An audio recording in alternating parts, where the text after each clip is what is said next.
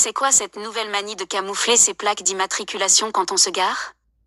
Bout de carton, ruban adhésif, bâche anti-pluie, dans les grandes agglomérations, la mode est à masquer sa plaque d'immatriculation à l'arrêt. Une pratique destinée à aveugler le contrôle automatique du stationnement et qui fait débat. Une nouvelle arme contre les sulfateuses APV? Avec un carton, du papier adhésif réfléchissant, un torchon, un mouchoir voire un masque chirurgical, des automobilistes astucieux des grandes agglomérations françaises ont-ils trouvé le moyen de soustraire au fameux système de lecture automatisé des plaques d'immatriculation, l'API? Ce dernier, adopté à Paris, Toulouse, Bordeaux, Nantes, Rennes ou encore Marseille, permet de contrôler l'acquittement du stationnement de surface. La voiture l'API passe dans les rues, sa caméra, scannée, les plaques d'immatriculation qui sont comparées en temps réel avec celles enregistrées dans les horodateurs ou dans les systèmes de stationnement résidents. En cas de discordance, la prune tombe. Très logiquement, les automobilistes qui voilent leurs plaques rendraient donc le système LAPI aveugle les concernant.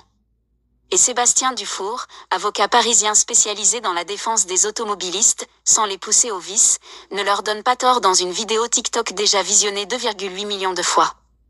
Il suffit de cacher sa plaque d'immatriculation pour échapper au système LAPI puisque la personne qui est dans le véhicule de contrôle n'a pas l'autorisation de descendre pour enlever éventuellement le torchon ou le scotch qui est sur la plaque d'immatriculation et donc ça vous évite de vous faire shaker la plaque et de recevoir des PV, constate-t-il, devant un scooter orné d'un beau torchon gris duveteux. Toulouse passe en manuel quand le cas se présente. L'astuce ne marche toutefois pas à tous les coups.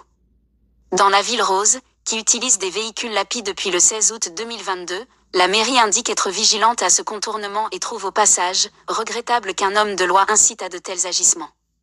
Peu de cas sont recensés mais quand les agents de surveillance de la voie publique ASVP qui contrôlent le stationnement repèrent ce type de véhicule aux plaques volontairement non visibles, ils le verbalisent manuellement sur place avec leur terminal 35 € et, le cas échéant, sollicite la police municipale pour doubler d'une contravention de 4e classe à 135 € pour plaque illisible, explique la collectivité.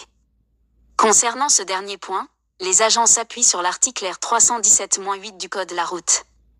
Il stipule d'abord, rien de plus normal, que tout véhicule à moteur doit être muni de 2 plaques d'immatriculation, portant le numéro assigné au véhicule et fixé en évidence de manière inamovible à l'avant et à l'arrière. Plus loin, le texte précise que chaque plaque doit être maintenue dans un état d'entretien permettant la lecture des inscriptions qu'elle comporte, sous peine d'encourir la fameuse amende à 135 € pour plaques illisibles. Une question d'interprétation. Des internautes brandissent d'ailleurs le même article sous la vidéo de Sébastien Dufour pour appeler à la prudence. Mais l'avocat, qui remarque que la technique est particulièrement usitée chez les employés de chantier parisiens, n'en démord pas, il y a un vide juridique, dit-il à 20 minutes, relevant que le texte est, comme souvent très général, qu'il a été rédigé bien avant que le LAPI vienne révolutionner les contredanses, et qu'il, prête à interprétation. On peut considérer qu'une plaque, même masquée, est en évidence, puisqu'elle est à sa place, argumente-t-il. Et puis, qui réprimer, demande le spécialiste, quand il n'y a personne au volant.